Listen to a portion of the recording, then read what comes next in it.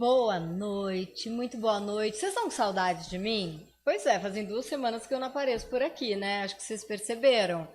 Pois é, mas eu tive que aguardar esse momento tão especial. A convidada de hoje, ela estava doente, teve problemas de saúde e eu não quis substituí-la.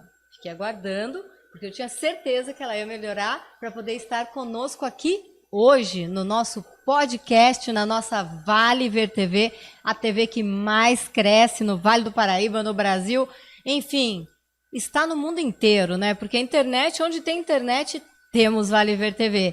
E o nosso papo reto de hoje é um papo reto com um tom familiar, com um tom muito diferente. E olha, acho que se bobear, era para ser hoje mesmo, porque nós estamos aí nas vésperas do Dia das Mães e o nosso bate-papo hoje é sobre família, sobre mãe. E hoje, como vocês viram, eu estou aqui com a minha querida, posso dizer, minha filha, Luana Cantelmo, que além de psicóloga, ela é especialista em psicologia da família e hoje, bem, já se curou, Sim. Tá meio batidinha ainda, mas você já tá bem. Tô me cuidando, tô bem. Lu, sabe? seja super bem-vinda. Muito Eu obrigada. fiz questão que você viesse porque eu sei do trabalho que você faz, conheço, e hoje em dia é um tema que está muito em alta. Nós estamos aí nas vésperas do Dia das Mães. Nós falamos muito dos filhos, mas nós esquecemos que perrengue que nós mães passamos, né, Lu? Que dificuldade, né? Eu costumo dizer que o desafio da mãe começa na gravidez, né? A partir do momento que você pega aqui aquele exame positivo, a cobrança, a expectativa, até o sentimento de culpa começa a acompanhar essa mulher, né? E vai ser sempre assim. A gente fala, ser mãe é padecer no paraíso, só que você só vai entender isso quando de fato você é mãe. E você sente, né, aquela vontade, aquela necessidade de se doar para o seu filho, mas você não deixa de ser mulher, não deixa de ser profissional, não deixa de ser uma série de outras coisas. Tem que dar conta de mais esse papel. Então, filha, irmã, amiga, mulher, profissional, né? Vários papéis, né? E assim, você, o que te levou para psicologia? O que te levou para psicologia e principalmente para essa área familiar? Eu sempre gostei muito de estar com pessoas, né? Para mim, o que me realiza é estar com pessoas. Sempre gostei muito de conversar, de ouvir, de falar também. Não nego a família, né? Aquela que fala pelos cotovelos.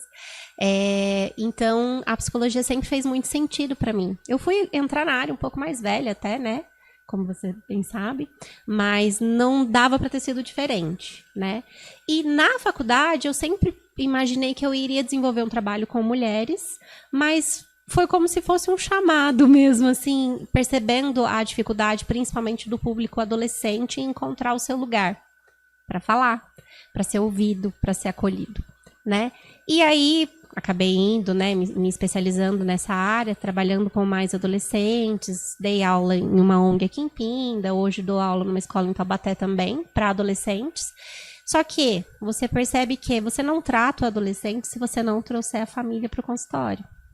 Isso é uma coisa muito importante, porque geralmente ali o trabalho vai com o adolescente. Bom, eu tenho um filho que tem um transtorno, né? Como você sabe, ele tem um transtorno, ele tem o toque e um espectro autista, não é novidade para ninguém, eu já falei isso aqui nesse programa. Então eu trato meu filho como psicóloga desde os 7 anos de idade. Então, assim, e é uma coisa que sempre a psicóloga dizia e falava, não adianta tratar seu filho se a família não tratar junto. Sim. Mas é difícil a família também aceitar e entender, né? Sim, principalmente nesses casos, né, em que, além de toda a dificuldade da maternidade, tem um processo de luto do filho perfeito. Porque quando a mãe gera, né, quando a mãe está gerando aquele filho, tem uma idealização de quem vem, de como vem. Muitas vezes até o sexo do bebê é uma questão ali para a família, né? E aí quando vem uma pessoa que tem necessidades diferentes, que precisa de um cuidado especial, tem um processo de primeiro enxergar aquilo, aceitar, passar, né, por esse momento de entender que aquele filho idealizado não existe, e isso independente de ter ou não ter algum tipo de transtorno. A gente não é o ideal, né? Quem dirá eles também não vão ser. Não. Mas aí entender, enxergar e perceber que, poxa, eu vou precisar de ajuda para lidar com essa criança que eu gerei, né? Com o meu filho, mas eu vou precisar de apoio.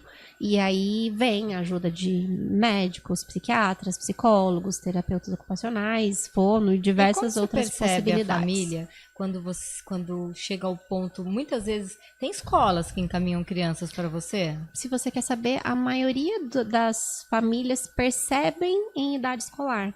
Porque principalmente assim, tem famílias que são grandes, tem várias crianças, mas aquele casal que não tem muitas pessoas por perto, tem um bebê, tá desenvolvendo. É mais ou menos ali dentro do esperado.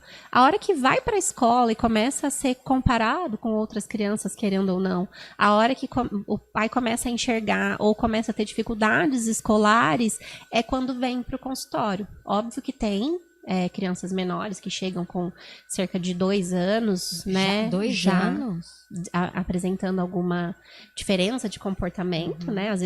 Às vezes pela própria família, às vezes encaminhado pelo médico pediatra, por exemplo. O meu caso foi o pediatra que encaminhou. Que percebeu? Mas a maioria dos casos é quando entra em idade escolar, a partir dos 6, 7 anos ali que a escola começa, mãe, olha, o desenvolvimento não está acompanhando o restante da turma, vamos procurar entender o que está acontecendo. E aí a gente passa para a parte de avaliação dessa criança, né? Para entender o que realmente ela tem e tentar dar o melhor tratamento possível. Eu também trabalho com a parte de avaliação psicológica e uma das coisas que eu falo quando eu vou entregar o relatório para os meus pacientes é, olha, esse relatório não muda o que você tem. Mas sabendo o que você tem, a gente pode mudar o tratamento e a vida que você vai ter dali para frente, né? Porque acontece também o caso de que a família nunca percebe. E na vida adulta, o paciente começa a se incomodar e procura avaliação, atendimento e descobre que a vida inteira teve um transtorno, que teria direito a muita ajuda, muito auxílio e que não teve. E aí geralmente essas famílias, você percebe uma certa resistência, porque assim, eu, no meu caso particular, compartilhando a minha situação de vida, não tinha nada, não tinha nem diagnóstico tão exato. Eu tinha um diagnóstico, mas não tinha tratamento, usava remédio de adulto numa dosagem menor, não tinha muito a compreensão das pessoas, a empatia. Tá caçando pelo em ovo. Não, inclusive a empatia, né? A empatia é muito difícil. Hoje em dia parece meio que tá na moda, né? Autismo tá na moda. Isso também atrapalha. Autismo e TDAH, todo mundo fala, agora é modinha, todo mundo tem TDAH. Atrapalha, porque às vezes quem realmente tem, deixa de procurar avaliação e tratamento, porque, isso é moda, todo mundo tem TDAH agora, então eu vou ter que dar conta. E às vezes a pessoa realmente tem, e às vezes a pessoa realmente se beneficiaria de um tratamento. Ou às vezes a pessoa não tem e ela tá passando um momento, pode ser? Pode ser também. A gente vive numa sociedade muito doida, né? Em excesso de sobrecarga, que gera ansiedade, começa a gerar alguns erros. Por estar sobrecarregado, eu fico ansioso, porque eu sei que eu não vou dar conta de tudo aquilo. Meu corpo começa a reclamar que eu não vou dar conta. E aí eu começo a, de fato, não dar conta e começo a achar, nossa, eu tenho algum problema. E às vezes é só excesso de coisas. E o corpo fala, né? Demais. Ele grita, berra, né? Até acho que a minha situação de saúde há 2 semanas atrás foi isso. Luana, dá uma paradinha aí, por favor, agora é o seu momento. Aí tive que parar uns dias, me cuidar para agora poder estar de volta nas minhas responsabilidades. O corpo primeiro ele fala, depois ele berra e te coloca de castigo. Te coloca de castigo, e a vida coloca de castigo. E ser mãe é uma missão desafiadora, né, Luana? Porque assim, nós sempre... Não vai ter um filho que diga assim, a minha mãe é maravilhosa. Não existe, não conheço. Eu tenho uma amiga maravilhosa, Aline. Mandar um beijo. que a gente sempre conversa muito sobre as questões da maternidade, né? E às vezes quando a gente tá lá, tipo, nossa, eu queria tanto ser uma mãe melhor, não consigo fazer isso.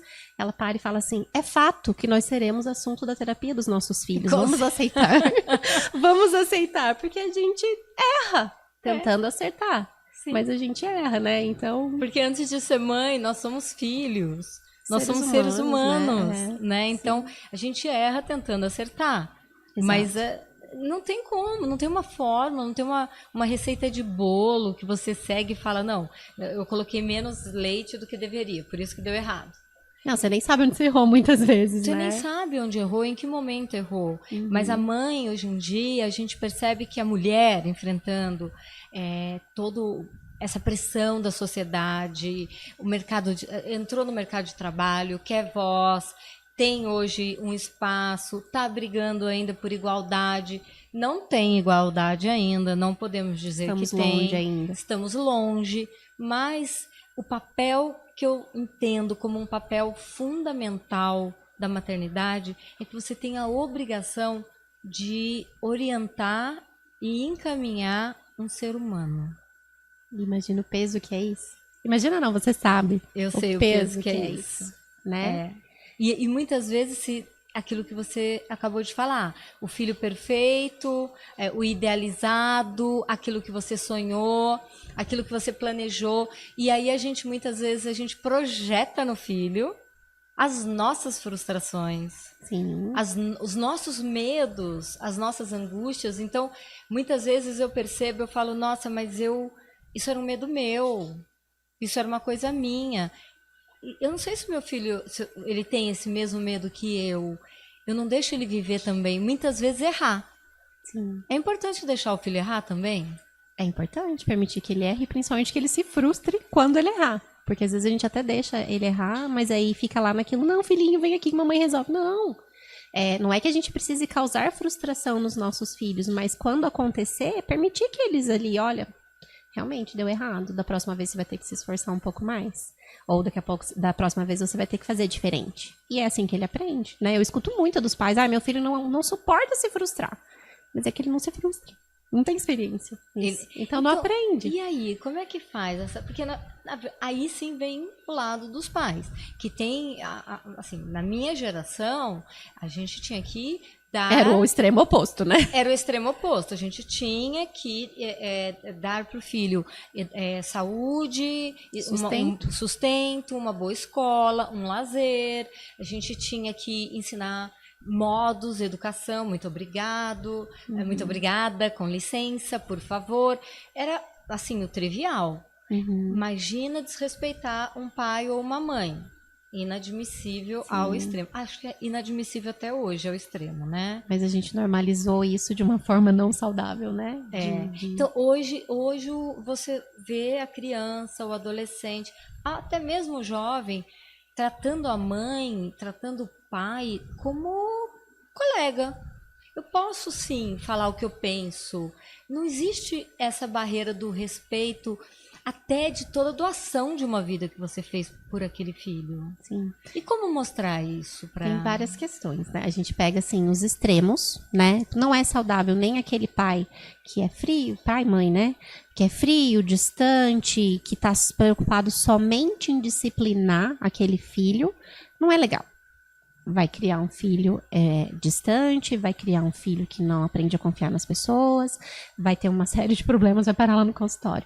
Mas também aquele pai que quer apenas acolher, apenas facilitar a vida, apenas passar pano, né, para esse filho, também não é legal. Porque da mesma forma ele não vai saber confiar nele, porque aí tudo que ele tem, papai e mamãe resolve, ele não vai ter segurança em si mesmo e não vai entender que a vida envolve hierarquia, a vida envolve respeito, né? Eu falo muito isso para os meus alunos. Olha, aqui a gente eu trato vocês como iguais até o momento em que eu percebo que isso é possível. Mas existe uma hierarquia. Eu sou a professora, vocês são os alunos. Se precisar, a gente tem uma série de regras e consequências que podem ser utilizadas, né? É a mesma coisa em casa. Eu acho muito bacana que, assim... E eu vejo que isso gera uma certa polêmica. As crianças e os adolescentes podem e devem ser ouvidos. Mesmo quando eu não concordo com eles, eu posso ouvir. Quem vai tomar a decisão final sou eu. Eu sou a mãe, eu sou a adulta responsável. Mas isso não significa que eu preciso... Ai, cala a boca, você não sabe o que você tá falando. Não, peraí. Vamos ouvir, talvez ela tenha uma ideia melhor que a minha. Sim. Por que eu preciso ser essa mãe arrogante de achar que nada do que ela tenha pra me dizer, nenhuma das propostas que ela tem pra me fazer podem ser boas? Sim. E a gente se incomodava demais quando nossos pais faziam isso com a gente. Verdade. Não é? Verdade. Mas ainda tendo a consciência que ela pode falar o que ela quiser, que as decisões, né, as decisões principalmente as mais importantes, são do pai e da mãe, que são ali os adultos responsáveis por aquela família. Até porque essa criança, esse adolescente, ele não teve experiência de vida suficiente para fazer um juízo de valor. Exatamente. Porque, na verdade, o que nos embasa na vida a saber o que é melhor, o que é pior, ou os riscos, é a nossa vivência. Sim. É tentativa e erro, né? A experiência, a gente fala, o adulto empresta o cérebro para o adolescente pensar. Porque a criança tem um cérebro focado 100% no prazer. Ela quer ser feliz, ela quer comer o doce antes do almoço, ela quer brincar até cair, no outro dia vai acordar cedo, ela não tá nem aí. A criança quer ser feliz. O adolescente, ele começa a entender que as coisas que ele faz têm consequências. Mas o cérebro dele ainda é muito focado no prazer. Por isso que faz um monte de besteira, sim, né? E aí, o adulto, ele ainda quer o prazer, só que ele entende as consequências, ele entende que nem tudo que ele pode, ele deve fazer, nem tudo que ele deve fazer, ele gostaria de fazer. Então, o adulto tem sim que emprestar o cérebro pro adolescente para que ele consiga tomar decisões melhores. E aí entra a questão de frustrar. Nossa, eu falei para minha filha que ela não vai no show tal, com os amigos que ela conheceu semana passada em outra cidade, porque eu acho perigoso. E aí ela não tá falando comigo. Tá tudo bem. E tudo bem, porque na verdade ela não sabe, você tá protegendo ela dela mesma. Né? Sabe-se lá do que ela vai enfrentar, né? E a gente protege tanto que às vezes eles não têm nem a malícia necessária para estar num local como esse. Tá. Né? Então, isso que eu falo de frustrar. Poxa, é uma coisa... Eu sempre falo para os pais no consultório, escolha as brigas que você vai comprar. Se o seu filho quer ir de chinelo no shopping, vá de chinelo no shopping, tá tudo bem. Não vai acontecer nada grave se ele for de chinelo no shopping. Agora, se ele for num casamento de chinelo, muito provavelmente ele vai ficar estranho, deslocado ali. Então, ali eu vou precisar insistir com ele que ele faça. E vai ter uma frustração. Porque vão olhar, vão apontar o dedo, vão rir. Exatamente. Criança também as crianças, bom, sempre foram, né? Elas são as de hoje, a gente sempre foi maldoso. Sempre foi com aquela maldoso. Eles pegam, batem forte. A criança, o tal porque do não bullying. Tem esse filtro. Não tem, então, exatamente. O tal do bullying, né? É uma coisa que difícil até classificar o tal do bullying, porque sempre foi assim. É aquela baixinha. É aquela loirinha. É aquele gordinho. É o menino que usa óculos. Isso desde que o mundo é mundo. Sim. Só que hoje é bullying. Então, aí já parte para uma situação que você não pode falar absolutamente nada.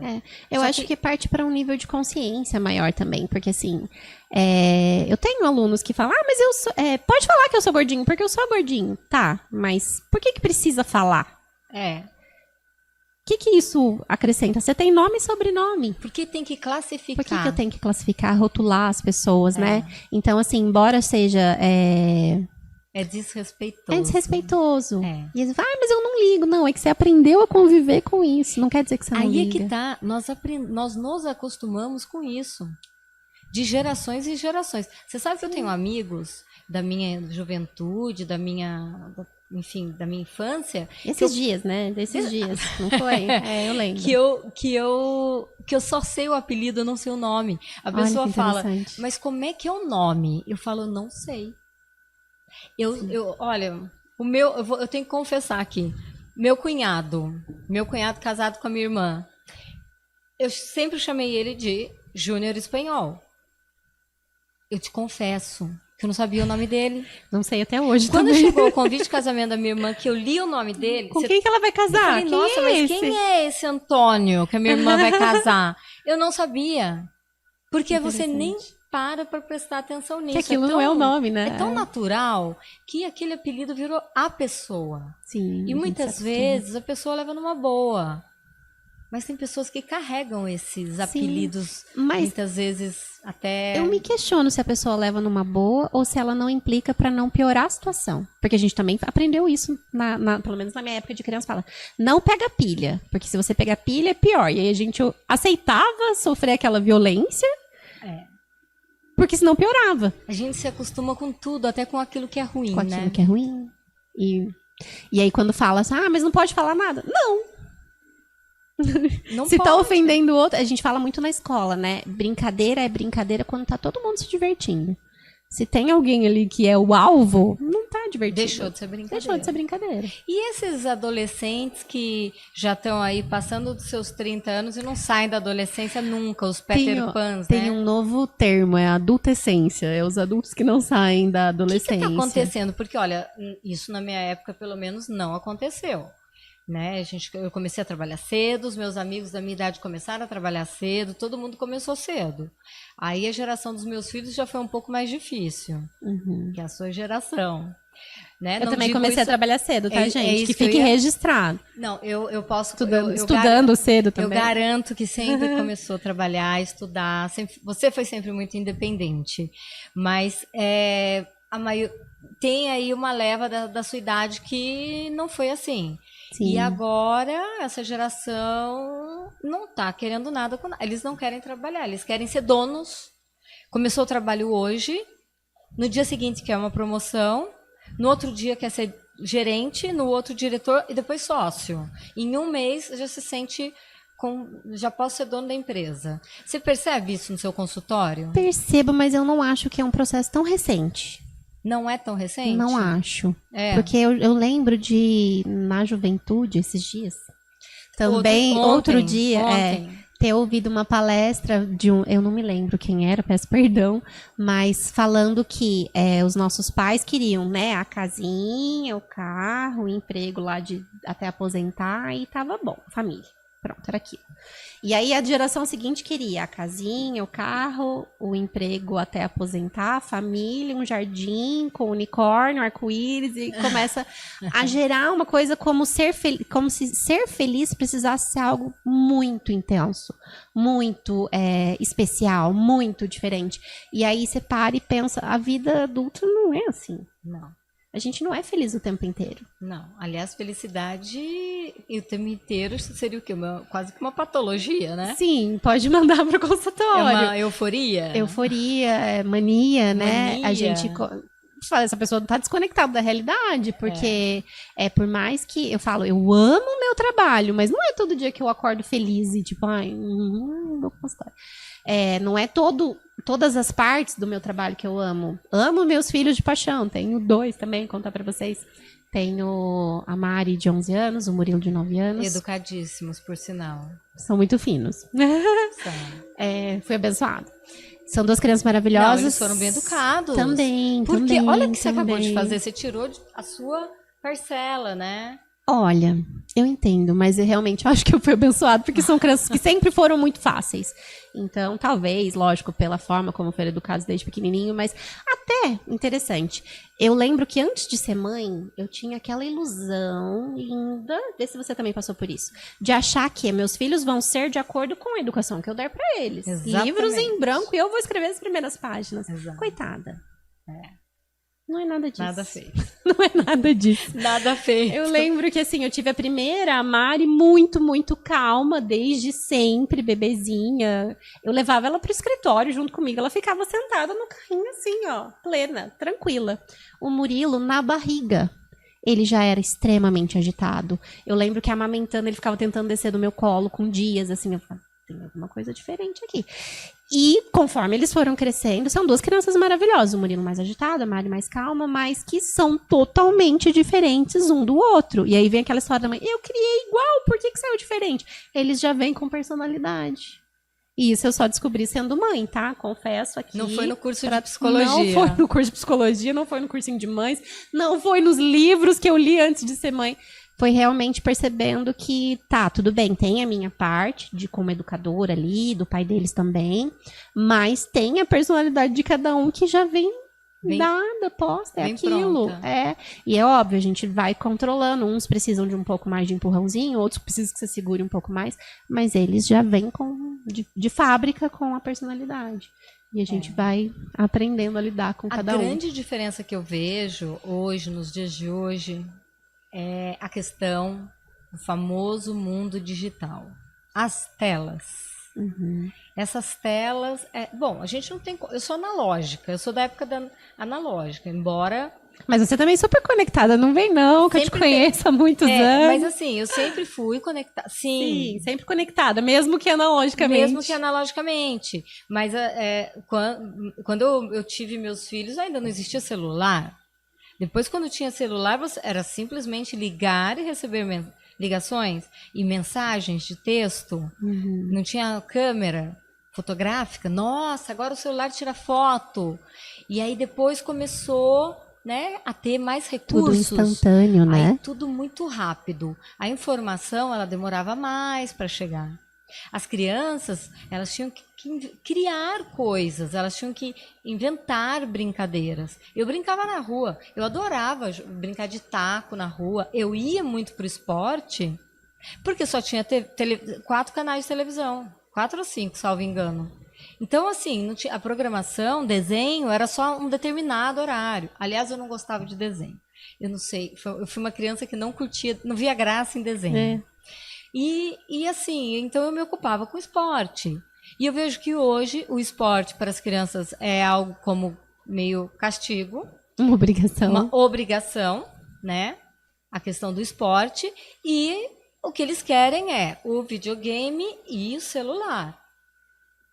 Tá, para mãe, hoje eu vejo que eu ficaria muito tranquila de ter um celular que localiza meus filhos e que eu sei onde eles estão, isso me deixa mais tranquila. Posso falar com eles o tempo todo? Posso falar com eles o tempo todo. Não que eles respondam o tempo todo, mas... Exato, mas você acha que foi... como é que você põe na balança o lado bom e o lado ruim disso? Como é que você bem consegue... complicado. É uma linha tênua, né? Sim, é bem complicado o bom uso e o mau uso de telas, tecnologia, né? Na faculdade a gente até estudou bastante casos de diagnóstico de TEA, que na verdade não era TEA, que era uma criança que só convivia com a tela desde muito bebezinho, e aí não tinha contato humano.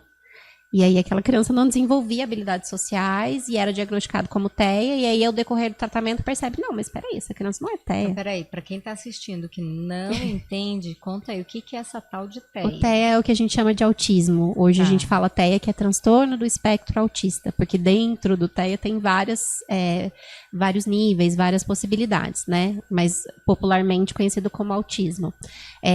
Tem muitas crianças que recebem o diagnóstico de autismo, de TEA, e, lógico, de nível leve, né? Um autista mais severo vai ter menos confusão de diagnóstico, vamos dizer assim.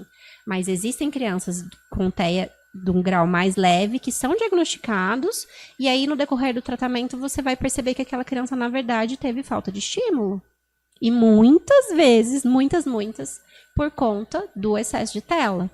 Então, tem muita coisa positiva na tela. E qual que é o aceitável? O que você poderia deixar de dica para as mães? Eu acho que depende do aceitável. O que seria? Não também tirar totalmente é complicado, porque essa é a nova realidade. Daqui a pouco na escola não vai ter mais caderno. Sim, é uma tendência. Vai ser tudo só no computador ali, digital.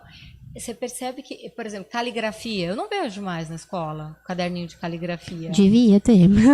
Agora, dando aula, eu digo, deveria ter caligrafia um pouco mais nas escolas, porque a gente tem um pouco de dificuldade, às vezes, de entender o que vem dos alunos por conta disso. Mas, enfim, eu acho difícil colocar em horas, porque depende muito da idade e depende muito da realidade da família, né? Mas, assim, principalmente os menorzinhos que, mesmo enquanto tá na tela, que não seja para isolar a criança, porque a gente vê acontecer isso, né? Tipo, pega o celular e vai para lá e fica quieta. E a criança realmente fica quieta naquilo. Mas ela tá isolada. E se, ao invés de dar o celular na mão da criança, eu colocasse Eu nem sei mais o que toca hoje em dia, que meus filhos já estão grandinhos, né? Mas na época era Galinha Pintadinha. Galinha Pintadinha, Mundo Bita. Mundo Bita, é. Eu não aguento Mundo Bita, eu já... Gente, sou vó de 4 netos. O sol já nasceu lá na fazendinha, exatamente isso. Começou com o Davi e a Júlia, que estão aí quando caminhando. Você achou que estava acabando, vieram mais 2. Tá acabando, já veio agora tem a Ana escutando a mesma música, Galinha Pintadinha, Mundo Bita. Mas isso é mais saudável do que ficar no YouTube. Sim, porque o YouTube é meio sem filtro, né? Mas assim, o que eu tava dizendo, se ao invés de eu colocar numa tela, no celular, na mão daquele bebê, porque às vezes a gente vê um bebê, eu colocar aquilo na TV e a família puder, de repente, lógico que não vai estar lá 100% do tempo, a mãe tem que limpar a casa, tem que trabalhar, enfim. Mas e se a família estiver participando daquele momento, cantando junto, puxando aquela criança para interagir ali com os humanos também, não só com a tela, né? Isso a gente está falando dos bem pequenininhos. Sobre os adolescentes, uma coisa que eu percebi também através de observação no consultório e até em família mesmo, é que a gente acha que eles estão isolados no quarto quando eles estão no celular, no computador jogando, e isso é uma mentira gigantesca, eles não estão isolados. A maioria deles está jogando online com um monte de amigos, né? E até com estranhos. E aí a gente entra em outro ponto, né? Que é o proteger, mostrar que existe malícia no mundo, sim, né? Mas assim, falei, nossa, então pera. Fulano tá passando o dia no quarto, mas ele não tá sozinho, ele tá conversando de repente com os amigos da escola, com pessoas distantes e tal. E aí, me preocupa menos essa questão dos adolescentes no quarto jogando online ou em rede social, porque eles estão interagindo de uma forma diferente. Porque você falou, eu brincava na rua, que lindo, ótimo, eu brincava um pouco menos já, porque eu morava numa rua movimentada, e minha mãe era muito brava. Brincava menos na rua. Uma delas. A minha outra mãe. Era muito brava e trabalhava o dia inteiro. A gente não tinha tanta oportunidade de brincar na rua, né? Morava numa rua movimentada, como eu já disse. Então, e aí? Como é que a gente interage? E hoje, na realidade que a gente tem hoje? Trancados muitas vezes em condomínios. Quem tá no condomínio tá muito na vantagem. Porque aí dá para sair no condomínio, brincar com os colegas e tal. Tem gente que não tem essa possibilidade. A maioria não tem essa possibilidade. Né? Então, se não dá para brincar na rua, como seria o ideal, como é que a gente vai interagir? E aí a gente fica cobrando ele, você tem que socializar. Poxa, quando? Como? Com quem? Onde?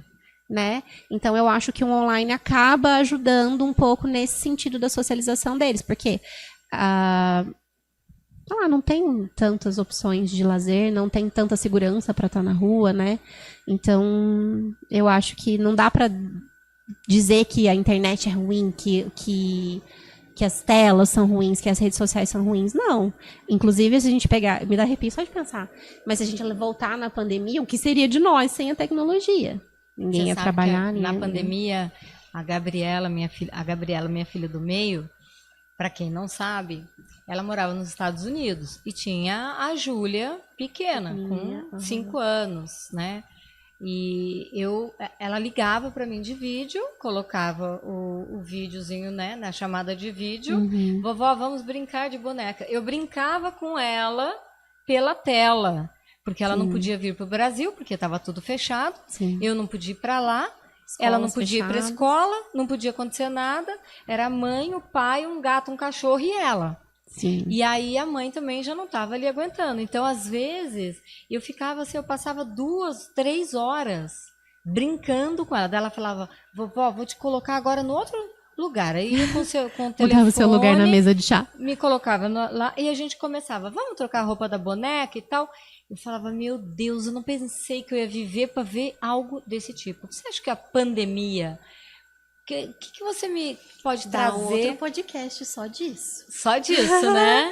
Do tanto que a pandemia nos afetou como pessoas, como famílias, e principalmente os adolescentes, as crianças em fase de alfabetização. Nossa, foi uma bagunça na humanidade, assim. Uma bagunça na humanidade, porque foi global. Sim, a gente precisa marcar um dia só pra isso, só mas pra realmente... Nem vamos entrar no ponto, nem vamos aprofundar. Hoje é dia das mães. Vamos voltar pras mães. Vamos voltar pras mães. Né?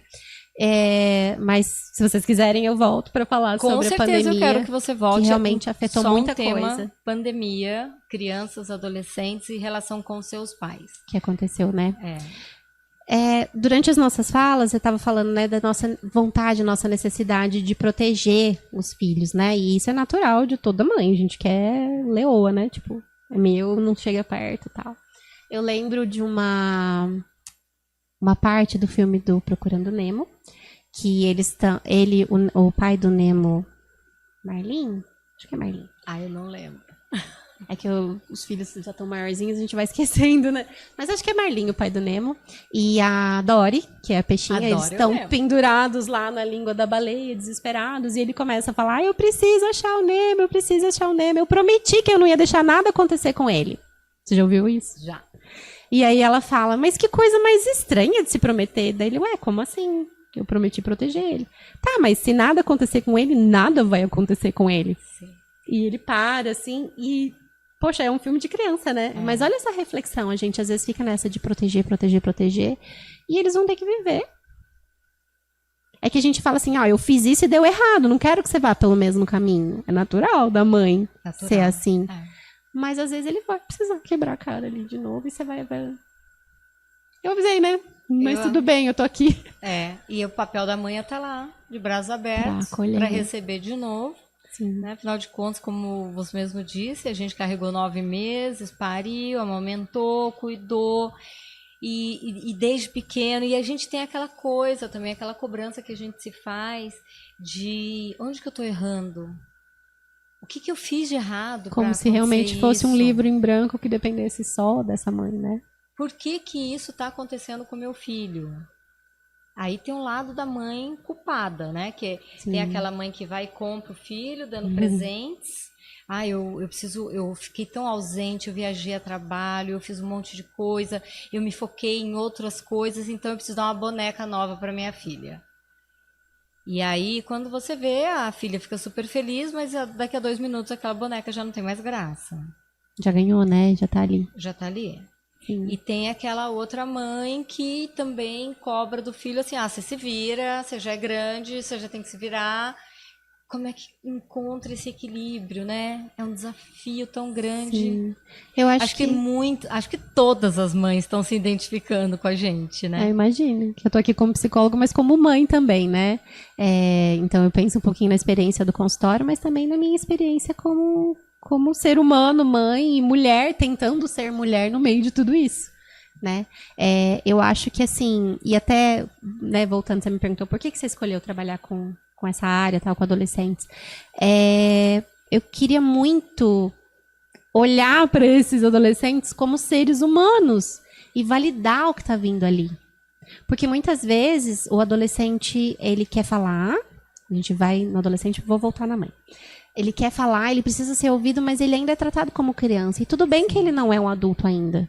Ele não sabe o que é melhor para ele, mas ele sabe o que ele está sentindo, ele sabe quais são as vontades dele, ele sabe quais são os medos, né? E muitas vezes a gente, não, peraí, eu sei o que é melhor para vocês. Né? E às vezes a gente fica nessa de fazer o melhor pelo filho. Eu confesso que eu muitas vezes fiz isso. Quem não? Se tiver alguma mãe, não comenta também. Deixa pra lá, deixa passar. A gente não quer nenhuma mãe deprimida aqui na Semana das Mães. Na Semana das Mães. Mas a gente... Porque às vezes você não tem nem tempo, né? Mas se você, nesse semana aí do Dia das Mães, e depois você vai voltar alguns podcasts tem aqui, vários temas aí. Se você pudesse deixar algo para as mães que estão assistindo esse podcast, não desmerecendo os homens, mas aquelas mães, essa semana é delas, inclusive que são pães, né? Porque elas precisam criar seus filhos sozinhas. Sim. E aí dobra a responsabilidade, mas isso também tem que ficar para um outro momento. E tem pais que são mães também, minoria, mas tem. Vamos falar para eles também, né? Mas que recado você deixa para essas mães que você poderia, que conselho, que sugestão você deixaria para as nossas mães, para mim também como mãe, para todas as mães que estão nos assistindo? Olha, acho que a primeira coisa é a gente entender que não tem uma receita pronta que vá funcionar para todas as mães e para todos os filhos, né? Então, olhe para esse filho como um ser humano, né? Tente entender realmente qual é a necessidade, a vontade, mesmo sabendo que a responsabilidade é sua, que a decisão é sua, mas vamos tentar ouvir, né? E uma coisa que eu ouvi do meu próprio psicólogo muitas vezes é assim, ó, mãe, se cuida. Se você não for se cuidar por você, que seria o ideal, se cuida então por esses pequenininhos aí que você ama tanto, né? Mas o que é esse se cuidar? É se olhar também como ser humano, porque parece que quando a gente recebe lá o teste de gravidez, pronto, ó, sua capa de super-heroína se vira agora com tudo. Mais ainda no caso das mães, como você falou, das mães que não têm um pai para ajudar a dar conta desse desafio tão grande que é a maternidade. Então, que a mãe olhe para o filho como humano, mas que não esqueça de olhar para ela também. E aí eu não sei nem se tem tempo para falar, mas vou falar de novo da Aline. Esses dias a gente estava falando do quão importante é que a mãe tenha para o filho, né, esse lugar de super-heroína, de tipo assim, eu dou conta, vamos lá, mas que ela também permita que o filho enxergue a humanidade nela. Porque imagina você ser filho de uma mãe perfeita. Como é que você vai errar? É verdade. Né? Então, quando a gente mostra para o nosso filho que a gente é humana, a gente não está mostrando fraqueza. A gente está mostrando que a gente é gente. E eles precisam entender isso. E eles precisam entender porque eles também são gente. E também vão passar por essa jornada. Vão passar por essa jornada. Sendo filhos como pais, sendo mulheres como mães, sendo do jeito que for a constituição da família, vai ser sempre assim. Sim, sim, vai ter. E em algum momento eles vão se enxergar como humanos. E aí, poxa, peraí, mas minha mãe não errava. Errava sim, calma. Ela dava um jeito, mas ela errava, também tentando, né? E se perdoar, né? E se perdoar, e se amar, e se cuidar, né? E aí esse se cuidar... Ter o seu tempo pra você. Ter o seu tempo pra você. É importante. Cuidar da sua... De tudo que é importante pra você, porque assim, não adianta eu dar uma receita aqui, tipo, né? faça academia, vai fazer o cabelo, Não, peraí, o que é importante pra você como pessoa, mulher, né? Além da mãe. Tá, pra mim é importante isso, isso, isso. Ótimo, perfeito, toma seu tempo e vai fazer. Mas vão me julgar. Vão te julgar de qualquer jeito. Vão te julgar. Faça o que você acha importante. Nós temos certeza. Vão te julgar de qualquer jeito, seja filho, seja quem olha de fora, isso é fato. Sim. Lu, eu ficaria aqui a noite inteira com você. Tenho muita coisa ainda para te perguntar. Eu fico muito emocionada de estar aqui com você, que conheço desde bebezinha, e ver essa profissional incrível que você se tornou. Tenho muito orgulho de você. Demitida, por favor. Você sabe que eu tenho muito orgulho. Tenho você como uma filha. E poder trazer aqui toda essa maturidade, ver essa profissional, essa mãe, essa mulher. Parabéns. Eu quero te ver aqui mais vezes. Parabéns pelo Dia das Mães. Para você também. Para nós. E deixa o seu recado para quem nos assiste, qual que é a sua mensagem Dia das Mães? Rapidinho. Bom, queria desejar que nesse Dia das Mães a gente, né, esteja junto dos nossos amores, que são os nossos filhos, os nossos bebês, que vão ser sempre bebês mesmo, já crescidinhos, e que a gente nunca se esqueça de que a gente não é só mãe. Ser mãe é muita coisa, é muito importante, mas a gente é mulher, é profissional, é filha, é namorada, é amiga, muita coisa, né? E a gente tem que olhar para esses outros papéis com carinho e cuidado também. Uma mãe feliz é uma mãe melhor. Que lindo, que lindo, é verdade. E com essa fala maravilhosa, a gente encerra mais um podcast no nosso Papo Reto, cheio de emoção hoje. A gente aqui se controlando. Mas para vocês, para todas as mães que nos acompanham, um feliz Dia das Mães aí antecipado. Para todas nós que enfrentamos aí todos esses desafios que foram falados. Um beijo no coração de vocês. Que Deus abençoe a nossa vida. E até a semana que vem com mais Papo Reto aqui na nossa Vale Ver TV. Fiquem com Deus. Boa noite.